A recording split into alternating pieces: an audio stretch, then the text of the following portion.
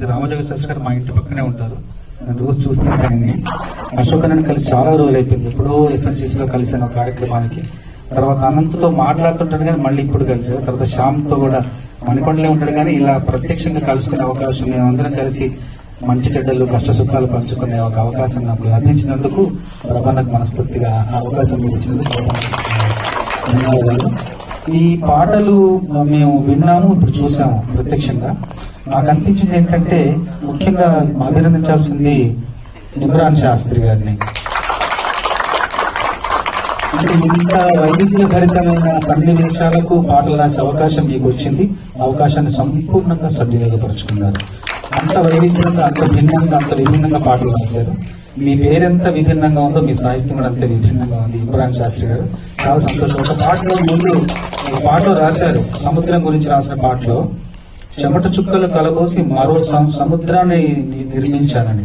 అదొక సముద్రం ఉంటే చెమట చుక్కలతో ఇంకొక సముద్రం ఏందన్న ఒక అభివ్యక్తి చాలా చాలా గొప్ప అభివ్యక్తి. మీకు అలాగే ఎవరికి ఎవరు ఆ పాట కూడా చాలా లోతైన భావాలు, ఆ భావ వైశాల్యం చూసి నాకు తప్పకుండా మీ మీద సీతారామ శాస్త్రి గారి కృప అనుగ్రహం తప్పకుండా ఆశీస్సులు మెండుగా ఉన్నాయని నమ్ముతున్నాను. మీరు ఒక రకంగా చెప్పాలంటే ఇప్పుడు మీరు మాకు సమ ఉజ్జయనే చెప్పచ్చు. అంత అద్భుతమైన సాహిత్యం ఉంది సార్. అట్లాగే మీకు సహకారం అందించిన మీరు ఎవరు బాణలికత రాశారు, ఎవరు సంగీతం జాన్ సంగీతం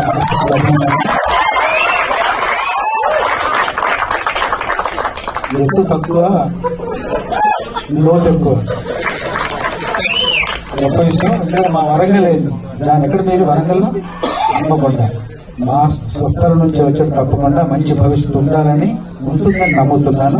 మనస్ఫూర్తిగా నీకు అభినందనలు. చాలా మంచి సంగీతం అన్ని బాణీలకు రాశారా, రాశాక బాణీలా చాలా చాలా బాగుంది. అంటే తెలియకుండా ఉంది, అంత గొప్పగా ఉన్నాయి. అట్లాగే సినిమాకి నేపథ్య సంగీతం అందించిన వైశాఖ కూడా మనస్ఫూర్తిగా అభినందనలు. చాలా బాగా చేశారు. కొంచెం అలా రోమాంచితమైనది శరీరం వింటుంటే కొన్ని పాటలు వింటుంటే చాలా మంచి భవిష్యత్తు మీ అందరికీ. ఈ సినిమా గురించి నేను అనుకుంటున్న రెండే మాటలు ఏంటంటే, రెండే మాటలు